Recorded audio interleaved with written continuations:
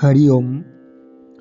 সকলকে গীতা পাঠের এই ৪৪তম পর্বে অনেক অনেক অভিনন্দন।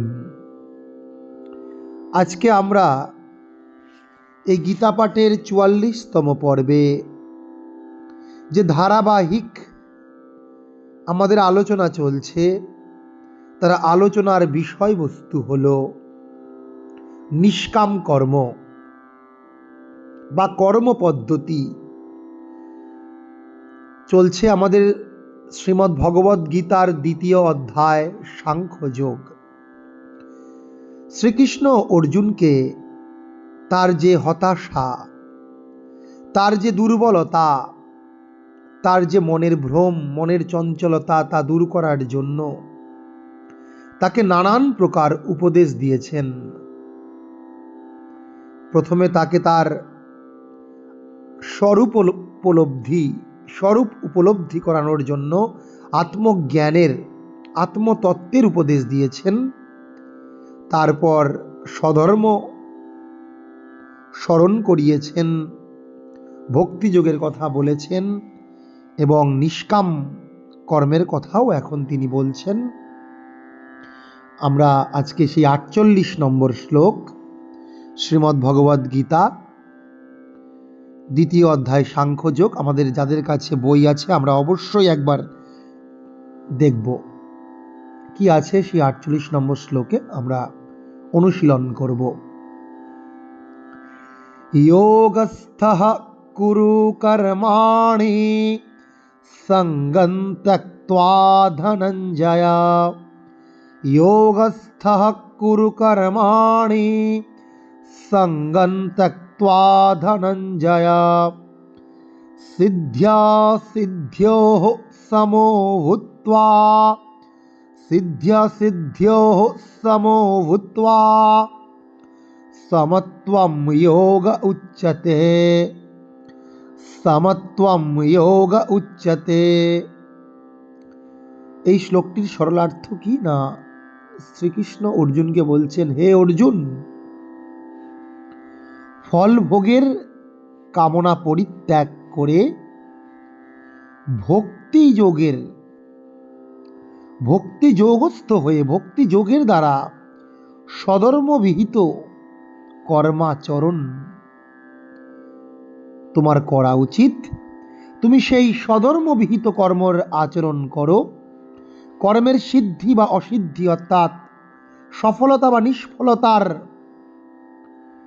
সম্বন্ধে যে সমস্ত বুদ্ধি, তাকেই বুদ্ধিযোগ বলে। সমস্ত বুদ্ধি, যে সমত্ব বুদ্ধি, এখানে সমস্ত নয়, যে সমত্ব বুদ্ধি অর্থাৎ সফলতা এবং নিষ্ফলতায় আমার সমান বুদ্ধি, আমি অধিক সফলতায় অত্যন্ত আপ্লুত এবং নিষ্ফলতায় অত্যন্ত শোকগ্রস্ত হব না, এটাই হচ্ছে আসল বুদ্ধিযোগ। তাকেই বলা হচ্ছে শরণাগতি। নিষ্কাম কর্মের কথা তিনি বললেন। এখন প্রসঙ্গ কি আমরা আসব, আগে শব্দ ধরে ধরে অর্থ জানবো। বলছেন ধনঞ্জয়, অর্থাৎ সম্বোধন করে বলছেন, হে ধনঞ্জয়, হে অর্জুন, যোগস্থ কর্মাণি কুরু, তুমি যোগে আসীন হয়ে, অর্থাৎ হে অর্জুন, তুমি কর্মফলের আশা ত্যাগ করে,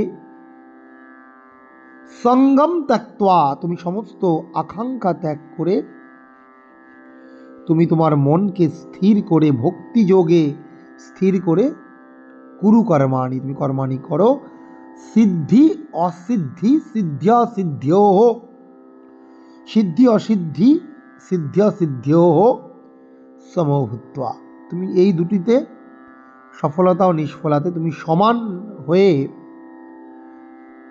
কর্ম করো। এই সমত্বকেই আসলে যোগ বলা হয় বা ভক্তি যোগ বলা হয়। এখন আমরা ৪৭ নম্বর শ্লোকে জানলাম যে শ্রীকৃষ্ণ অর্জুনকে বলছেন কিনা, তোমার কর্মণি এব অধিকার, অধিকার তে মানে তোমার, হে অর্জুন, তোমার কর্মেই অধিকার আছে, তোমার ফলে কোনো অধিকার নেই। কর্মণ্যেবাধিকারস্তে মা ফলেষু কদাচন। কর্মফলের তুমি অধিকারী হয়েও না। আমরা 43তম পর্বে এই শ্লোকটির পুরো বিশ্লেষণ জেনেছি এবং তাকে বলেছেন যে মা কর্মফল হেতু, তুমি কর্মফলের কারণ হয়েও না। তাহলে তুমি কর্মফলের সফলতা নিষ্ফলতায় তোমার কোনো ভয় থাকবে না। যদি তুমি কর্মফলের কারণ হও তখন তুমি নিষ্ফল হলে কিন্তু তুমি অত্যন্ত শোকগ্রস্ত হবে এবং তুমি হয়তো আত্মহত্যা করবে, তুমি পাগল উন্মাদ হয়ে যাবে। আবার যদি সফলতার কারণ হও, তুমি নিজেকে মনে করো আমি সফলতার কারণ, অহংকার তৈরি হবে, তুমি পরবর্তী কর্মে নিষ্ফল হবে। তুমি পরবর্তী কর্মে আগের মতো সেই সমান নিবেদিত চিত্ত, সেই একাগ্র চিত্ত হয়ে কাজ করতে পারবে না। মাতে সঙ্গস্ত্বা কর্মণি, তুমি কর্মফলের সঙ্গ ত্যাগ করো। তারপরেই সেই কানেক্টিং শ্লোক 48 নম্বর শ্লোকে বলছেন, এইভাবে তুমি কর্মফলের আশা ত্যাগ করে সঙ্গম ত্যক্ত্বা, হে ধনঞ্জয় যোগস্থ, তুমি ভক্তি যোগে তোমার মনকে স্থির করে ভগবানের প্রতি স্থির রেখে তুমি নিশ্চল নির্বিকার হয়ে তুমি কর্ম করো। তুমি সিদ্ধ্যা সিদ্ধ্যো সমভূত্বা, তুমি কখনোই এই কর্মের যে সফলতা এবং নিষ্ফলতাতে অধিক বেশি ভাবনা চিন্তা করো না। অর্থাৎ তোমাকে আমি ভারসাম্যযুক্ত কর্ম আচরণের কথা বলছি, একটা ব্যালেন্স লাইফ তোমাকে আমি লিড করার কথা বলছি। আমরা যারা কর্ম করি, কোনো কাজ করি, আমাদের প্রধান উদ্দেশ্য থাকে আমরা কাজে সফল হবই।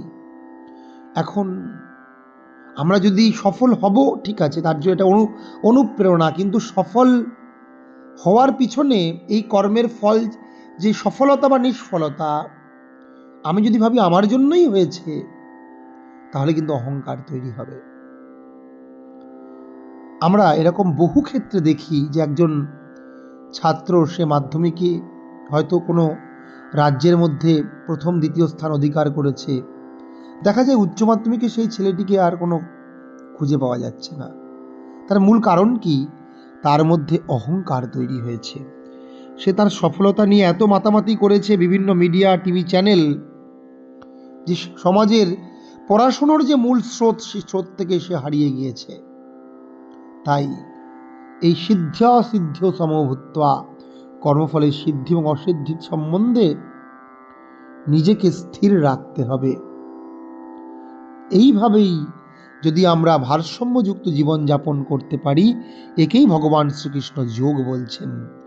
অর্থাৎ যা আমাদের ঈশ্বরের সাযুজ্য, ঈশ্বরের সান্নিধ্য আমাদেরকে ঈশ্বর লাভ করতে নিশ্চিত রূপে সাহায্য করবে। এইভাবে যদি আমরা কর্ম করি, কর্ম করার ফলে যেন কর্মের যে ফল, সেই ফলাসক্ত বা ফলের যে আসঙ্গ আমাদের যাতে উৎপন্ন না হয়, আমাদেরকে সেদিকে অবশ্যই লক্ষ্য রাখতে হবে। এই শ্লোকটির এটাই তাৎপর্য। সকলকে অনেক অনেক নমস্কার।